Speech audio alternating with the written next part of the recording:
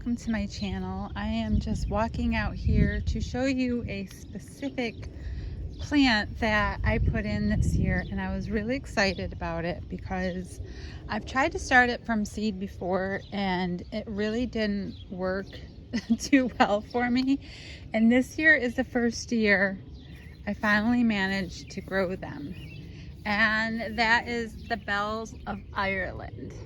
So it's an interesting little annual full of these like green flowers, but if you look, the flower is actually inside of the little bell.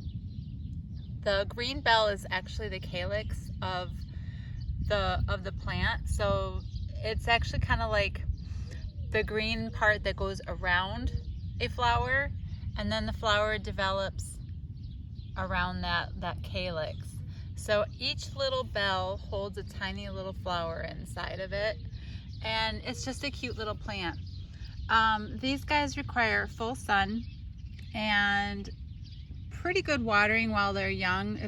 Mine got a little bit of sunburn because we had extreme temperatures this summer, so I did deal with some sunburn from a lot of plants, but these guys were able to pull through despite the 100 degrees that we had for a straight week. I just had to water them really well. These guys really like moisture. They don't necessarily require heavy feeding. A little bit of compost when you plant them is really about all that they need, and well draining soil. So they're pretty easy to take care of. Once they start going, they're just really cute, and they do actually represent good luck. So when you grow them in your garden, you're actually bringing luck to your garden, which is just kind of a cute little thing.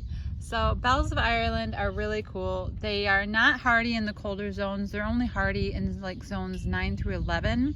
So they won't come back for the colder zones, but you can just collect the seeds or hope that they reseed on their own and start them from seed each year.